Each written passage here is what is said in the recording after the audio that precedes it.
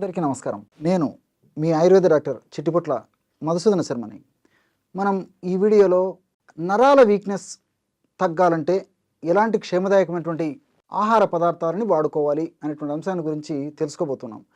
నరాల బలహీనత, nervous weakness ఈ రోజుల్లో చాలామంది అంటే ధనిక, పేద, స్త్రీ, పురుష, పెద్ద, చిన్న తారతమ్యం లేకుండా చాలామందిని వేధించేటువంటి అత్యంత సర్వసాధారణమైనటువంటి ఇబ్బంది పెట్టేటువంటి సమస్య నరాల బలహీనత. ఈ నరాల బలహీనత అనేటువంటి సమస్య కలిగేందుకు అనేక రకాలైనటువంటి ప్రధానమైనటువంటి కారణాలు.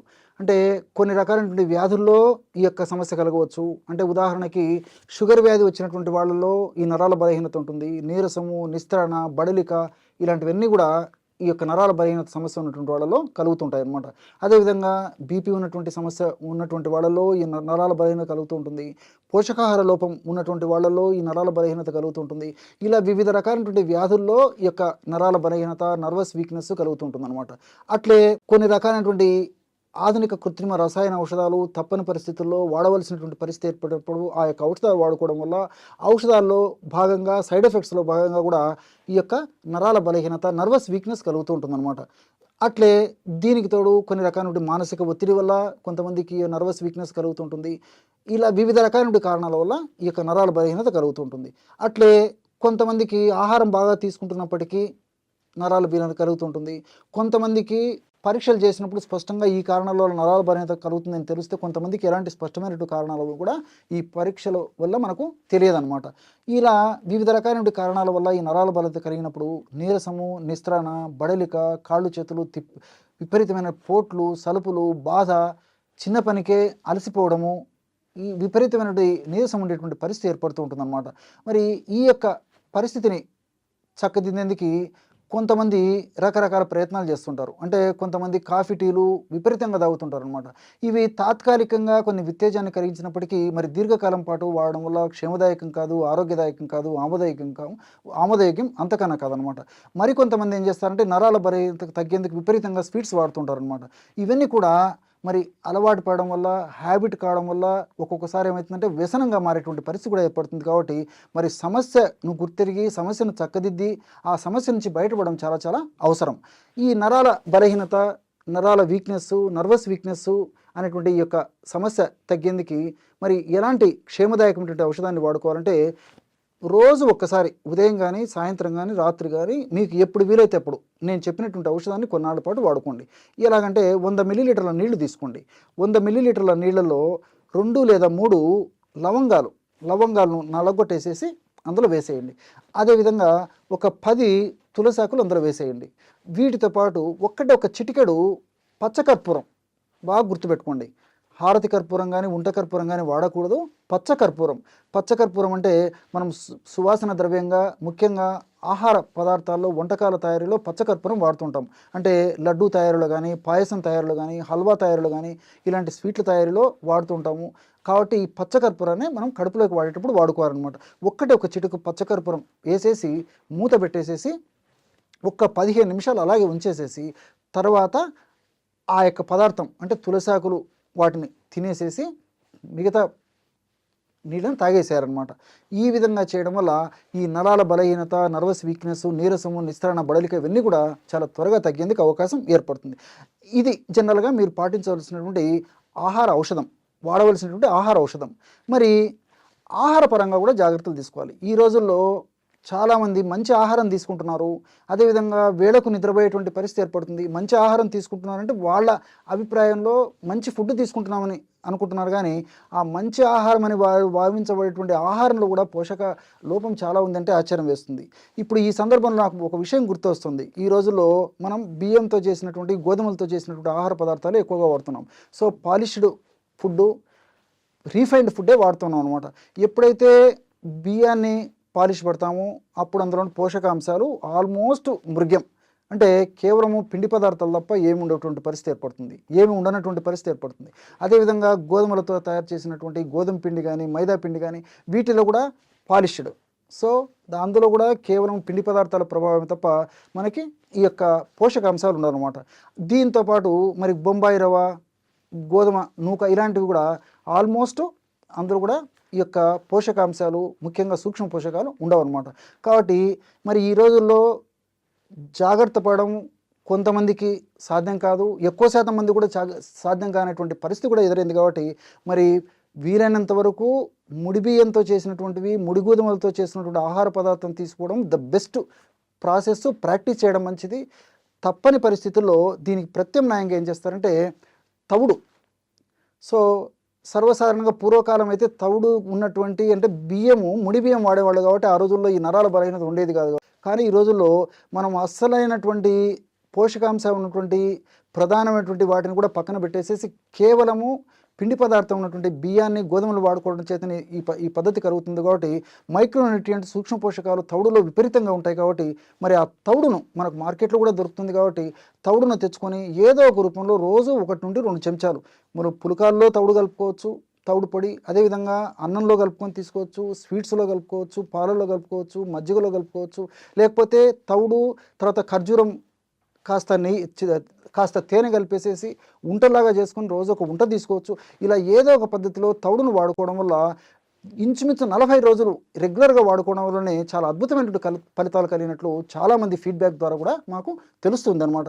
కాబట్టి తవుడును తప్పనిసరిగా ఆహారంలో ఒక భాగంగా చేసుకుంటే చాలా వరకు చాలామందిలో 100లో 99% మందిలో కూడా ఈ యొక్క నరాల బలహీనత సమస్య నుంచి చెక్ పెట్టడానికి అవకాశం ఏర్పడుతుంది. కాబట్టి ఫ్రూట్స్ జ్యూసెస్లో కూడా ఈ తవుడు వాడుకోవచ్చు. తర్వాత స్ప్రౌట్స్ మొలకెత్తిన విత్తనాల్లో ఈ తవుడు వాడుకోవచ్చు.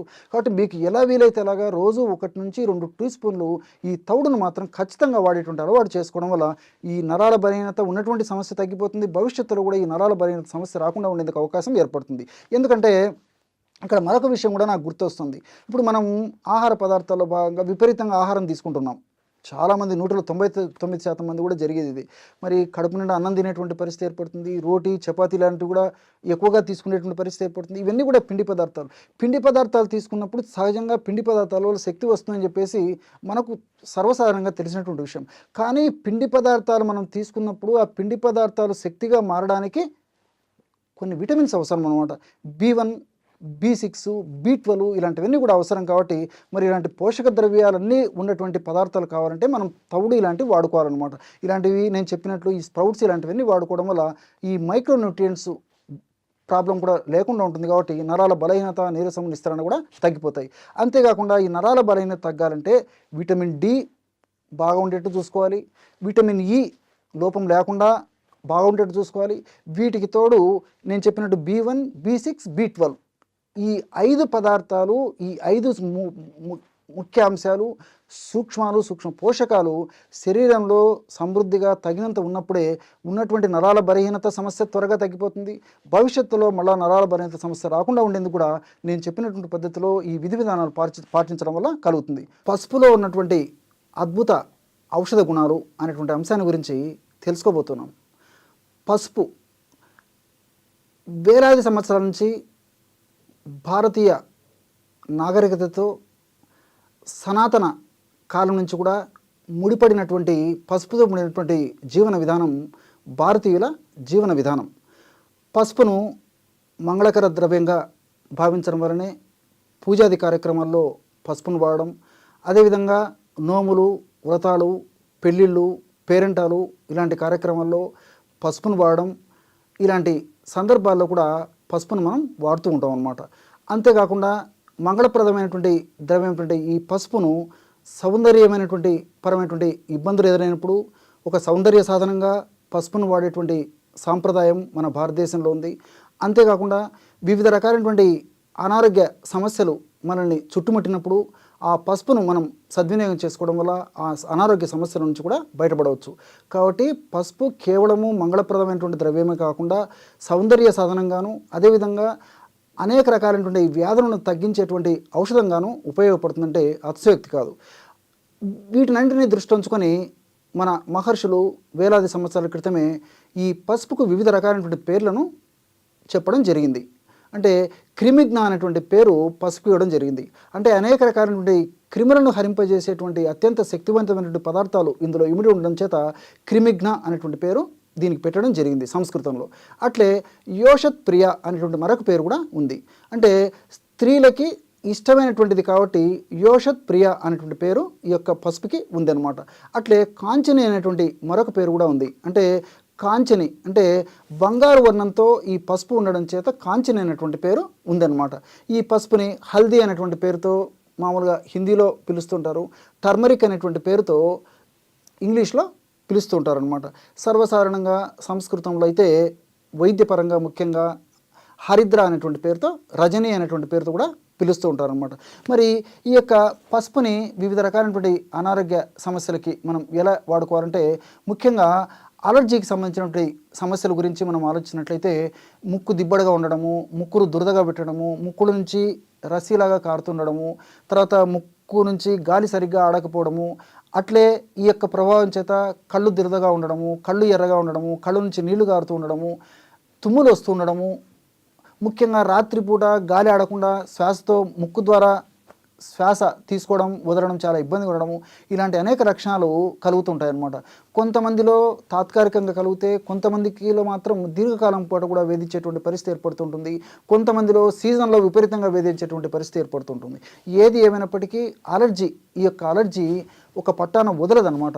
వ్యాధి నిరోధక శక్తి తక్కువగా ఉన్నటువంటి వాళ్ళలో ఈ సమస్య మరీ జటిలంగా ఉంటుంది. మరి వ్యాధి నిరోధక శక్తి పెరిగి ఈ యొక్క సమస్య తగ్గి మరలా భవిష్యత్తులో పునరావృతం కాకుండా ఉండేందుకు, అంటే ఈ అలర్జీ మరలా పునరావృతంగా కాకుండా ఉండేందుకు ఈ పసుపు చాలా చక్కగా ఉపయోగపడుతుంది. మరి పసుపుని ఎలా మనం సద్వినియోగం చేసుకోవాలంటే, స్వచ్ఛమైనటువంటి పసుపు అంటే పసుపు కొమ్మలు దంచి తయారు చేసుకున్నటువంటి పొడి ఒక 5 గ్రాములు, జాజిక్ పసుపు పొడి ఒక 5 గ్రాములు, జాపత్రి పొడి ఒక 5 గ్రాములు, లవంగాల పొడి 5 గ్రాములు, ఈ 4 పదార్థాలతో పాటు ఈ 3 పదార్థాలతో పాటు దాల్చిన చెక్క పొడి 5 గ్రాములు, పసుపు పొడి, జాపత్రి పొడి, లవంగాల పొడి, తర్వాత దాల్చిన చెక్క పొడి, ఈ 4 పదార్థాలు ఒక్కొక్కటి 5 గ్రాములు తీసుకోవాలన్నమాట. ఈ 4 పదార్థాలు బాగా కలిపేసేసి ఒక గాజు సీసాలో నిల్వ ఉంచుకొని రోజు ఉదయం పరిగెడుపున ఒక్కసారి, అదేవిధంగా సాయంత్రం 5 నుంచి 7 గంటల మధ్యలో మరొక్కసారి ఈ యొక్క ఔషధాన్ని వాడుకోవాలి. ఎలాగంటే చాలా తక్కువ ప్రమాణమే వాడుకోవాలన్నమాట. అంటే దాదాపు 5-6 చిటికెల పొడి, చిటిక అంటే తెలుసు కదా, పించ్ అనమాట. అంటే ఈ 2 వేళ్లతో పట్టుకుంటే ఈ 2 వేళ్ల మధ్యలోకి ఎంత పౌడర్ వస్తుందో అంతగా అనమాట. కాబట్టి మ్యాక్సిమం 5 చిటికెలు లేదా మ్యాక్సిమం 7 చిటికెల వరకు కూడా వాడుకోవచ్చు అనమాట. అంతకంటే ఎక్కువ ఈ యొక్క ఔషధాన్ని వాడవలసినటువంటి అవసరం ఉండదు. ఈ పద్ధతిలో ఈ యొక్క ఔషధాన్ని తీసుకొని తగినంత స్వచ్ఛమైనటువంటి తేనె కలిపేసి రంగరించేసేసి చప్పరించేసేయాలి. ఇంతే. ఉదయం ఒక్కసారి, సాయంత్రం ఒక్కసారి. చిన్నపిల్లలైతే ఒక్క పించ్ వరకు, అంటే ఒక పించ్ నుంచి వాడుకోవచ్చు అనమాట. వయసు మరీ తక్కువగా ఉన్నటువంటి చిన్నపిల్లలకైతే ఒక పించ్ ప్రమాణం అయితే సరిపోతుంది. వయసు పెరిగే కొద్దీ క్రమక్రమంగా మరి 2 చిటికెలు, 3 చిటికెలు, 4 చిటికెలు ఈ విధంగా పెంచుకుంటూ వాడుకుంటే సరిపోతుంది. ఈ విధంగా వాడుకోవడం వల్ల ఈ ముక్కుకు సంబంధించినటువంటి అలర్జీ, నాసల్ అలర్జీ అని చెప్పబడేటువంటి అలర్జీకి చాలా చక్కటి పరిష్కారం, దీర్ఘకాలికంగా శాశ్వతమైనటువంటి పరిష్కారం కూడా కలిగేటువంటి పరిస్థితి ఏర్పడుతుంది. అదేవిధంగా మధుమేహం, షుగర్, డయాబెటీస్, మరి ఈ చక్కెర వ్యాధి, ఈ యొక్క చక్కెర వ్యాధి లేదా మధుమేహ వ్యాధి వచ్చినప్పుడు ఆ సమస్య కొంతమందిలో తగ్గకపోవడం జరుగుతూ ఉంటుంది, అంటే నియంత్రణలో రాకపోవడం జరుగుతుంది. కొంతమందిలో నియంత్రణలో వచ్చినప్పటికీ వివిధ రకాలైన ఉపద్రవాలు కలగడంగా జరుగుతూ ఉంటుంది. అంటే తల నుంచి కాళ్ళ వరకు వివిధ రకాలైనటువంటి ఉపద్రవాలు, అంటే తలకు సంబంధించినటువంటి సమస్యలు, అదేవిధంగా రక్తనాళాలకు సంబంధించినటువంటి సమస్యలు, గుండెకు సంబంధించినటువంటి సమస్యలు, ప్రేగులకు సంబంధించినటువంటి సమస్యలు, నరాలకు సంబంధించినటువంటి సమస్యలు, చర్మానికి సంబంధించినటువంటి సమస్యలు, ఊపిరితిత్తులకు సంబంధించినటువంటి సమస్యలు, ఇలా కిడ్నీలకు సంబంధించినటువంటి సమస్యలు, ఇలా వివిధ రకాలైనటువంటి సమస్యలు కూడా ఈ మధుమేహ వ్యాధిగ్రస్తుల్లో విపరీతంగా కలుగుతుంటాయి అన్నమాట. మరి ఈ యొక్క సమస్య రాకుండా ఉండేందుకు, అదేవిధంగా మధుమేహం నియంత్రణ ఉండేందుకు కూడా ఈ పసుపు చాలా చక్కగా ఉపయోగపడుతుంది అన్నమాట. ఎలా వాడుకోవాలంటే, పసుపు కొమ్మలను దంచి తయారు చేసుకున్నటువంటి చూర్ణం ఒక 100 గ్రాములు తీసుకోండి. అట్లే ఉసిరిక చూర్ణం, ఆమ్ల చూర్ణం ఒక 100 గ్రాములు తీసుకోండి. ఈ 2 పదార్థాలు బాగా కలపడం వల్ల 200 గ్రాముల ఔషధం తయారవుతుంది అనమాట. ఈ ఔషధాన్ని ఒక గాజు సీసాలో నిల్వ ఉంచుకొని రోజు ఉదయం ఒక్కసారి, సాయంత్రం ఒక్కసారి, ఆహారం తర్వాత అంటే ఒక 10 నిమిషాల తర్వాత ఒక 50 ml నీళ్ళలో ఒక అర టీ స్పూన్ వరకు మ్యాక్సిమం, అంటే 2 నుంచి 3 గ్రాముల వరకు తీసుకోవాలి. మ్యాక్సిమం అంతకంటే అవసరం ఉండదన్నమాట. కాబట్టి 2 నుంచి 3 గ్రాముల వరకు ఆ యొక్క చూర్ణాన్ని నీటిలో కానీ లేదా కాస్త మజ్జిగలో కానీ మజ్జిగలో కానీ కలిపి తీసుకుంటున్నారనమాట. ఈ విధంగా తీసుకోవడం వల్ల మధుమేహం నియంత్రణలో ఉండడమే కాకుండా మధుమేహం వల్ల వచ్చేటువంటి ఉపద్రవాలు కూడా త్వరగా తగ్గేందుకు అవకాశం ఏర్పడుతుంది. అలాంటి ఉపద్రవాలు రాకుండా కూడా ఈ యొక్క పసుపులో ఉన్నటువంటి వివిధ రకాలైన రసాయన పదార్థాలు, అదేవిధంగా ఉసిరికలో ఉన్నటువంటి రసాయన పదార్థాలు ఉపయోగపడతాయి అన్నమాట. కాబట్టి మధుమేహ వ్యాధిగ్రస్తులు దీర్ఘకాలం పాటు కూడా వాడదగ్గ దివ్యమైనటువంటి క్షేమదాయకమైనటువంటి సైడ్ ఎఫెక్ట్స్ ఏమీ లేనటువంటి అన్ని సైడ్ బెనిఫిట్స్ ఉన్నటువంటి దివ్యమైనటువంటి ఔషధం ఈ యొక్క పసుపు ఉసిరికతో కలిపి తయారు చేసుకున్నటువంటి ఔషధం. అట్లే చర్మ వ్యాధులు తరుణ వ్యాధులు ఉంటాయి, దీర్ఘకాలికమైనటువంటి వ్యాధులు ఉంటాయి. ముఖ్యంగా తరుణ వ్యాధులు అంటే గజ్జి, తర్వాత ఈ దురదలు, ఇలాంటివి కొన్ని తరుణ వ్యాధులు ఉంటాయి. అదేవిధంగా సోరియాసిస్, ఎగ్జిమా లాంటి దీర్ఘకాలికమైనటువంటి వ్యాధులు కూడా ఉంటాయి అన్నమాట. లైకెన్ ప్లానస్ ఇలాంటివన్నీ కూడా దీర్ఘ వ్యాధులు. మరి ఈ యొక్క తరుణ వ్యాధులు కానీ దీర్ఘ వ్యాధులు కానీ చర్మ వ్యాధులు ఉన్నప్పుడు ఈ యొక్క పసుపును ఎలా సద్వినియోగం చేసుకోవాలంటే, ఒక 2 లీటర్ల నీళ్లు తీసుకొని 2 లీటర్ల నీళ్ళల్లో ఒక గుప్పెడు వేపాకులు వేసేసి, అంటే స్వచ్ఛమైనటువంటి నీళ్లు తీసుకొని 2 లీటర్ల నీళ్లు ఒక గుప్పెడు వేపాకును అందులో వేసేసి బాగా మరిగించేసేసి, మరిగిన తర్వాత ఒక 50 ml నీళ్లు వడగట్టేసి పక్కన పెట్టుకొని, తర్వాత మిగతా నీళ్ళంతా వడగట్టేసేసి మనం స్నానం చేసేటువంటి ఒక బకెట్ నీళ్ళలో కలిపేసి స్నానం చేస్తుండాలి. అంతే. అంటే ఒక 2 లీటర్ల నీళ్లు తీసుకోవాలి, ఒక గుప్పెడు వేపాకులు, అదేవిధంగా మనం అనుకున్నాం కదా పసుపు కూడా కలుపుకోవాలండి. వేపాకు గురించి చెప్పాను కదా, పసుపు కూడా ఒక టీ స్పూన్ పసుపు కూడా కలిపేసేసి బాగా మరిగించేసేసి, మరిగిన తర్వాత 50 ml నీళ్లు పక్కకు తీసేసి చల్లారిన తర్వాత అది కడుపులోకి సేవించాలి. మిగతా నీళ్ళంతా ఉడగట్టేసేసి ఒక బకెట్ మనం స్నానం చేసేటువంటి నీళ్ళలో ఆ యొక్క ఔషధాన్ని కలిపి స్నానం చేస్తుండాలి. చూడండి ఎటువంటి సులువైనటువంటి ఔషధం. రకరకాలుగా యాంటీ హిస్టమిన్స్ వాడుతుంటారు, తప్పని పరిస్థితుల్లో మరి స్టిరాయిడ్స్ వాడేటువంటి పరిస్థితి ఏర్పడుతుంది, రకరకాల పూత మందులు వాడుతుంటారు. వీటి వల్ల మరి అంతంత ఖరీదు పెట్టినప్పటికీ తాత్కాలికమైనటువంటి ఉపశమనం కలుగుతుంటుంది. కానీ చాలామందిలో 190% మందిలో మరి దీర్ఘకాలికమైనటువంటి ఉపశమనం కలిగేటువంటి, దీర్ఘకాలికంగా నిర్మూలన జరిగేటువంటి పరిస్థితి కూడా ఏర్పడదు. కాబట్టి ఇలాంటి క్షేమదాయకమైనటువంటి ఔషధం వాడుకోవడం వల్ల చాలా చక్కటి ఫలితం సిద్ధిస్తుంది. చూశారు కదా ఎన్ని రకాలైనటువంటి ఔషధ గుణాలు ఈ యొక్క పసుపులో ఉన్నాయో మీరు ఈ వీడియోలో తెలుసుకున్నారు కదా. మరొక వీడియోలో మరొక అంశంతో మళ్ళీ కలుద్దాం. అంతవరకు నమస్కారం. మీ చిట్టిబొట్ల.